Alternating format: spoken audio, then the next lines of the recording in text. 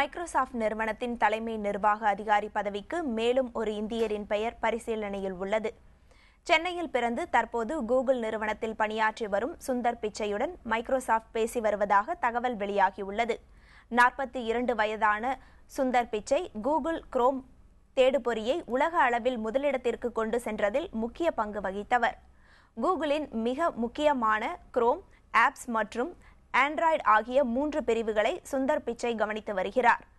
Microsoft நிறுவனத்தில் 22 ஆண்டுகளாக பணியாற்றி வரும் ஹைதராபாத்தைச் சேர்ந்தவருமான சத்யா நாதல்லா என்பவரும் மைக்ரோசாஃப்ட் தலைமை அதிகாரிக்கான போட்டியில் உள்ளார். இப்பதவிக்கான போட்டியில் முன்னணியில் உள்ள இருவருமே இந்தியர்கள் என்பதுதான் குறிப்பிடத்தக்கது.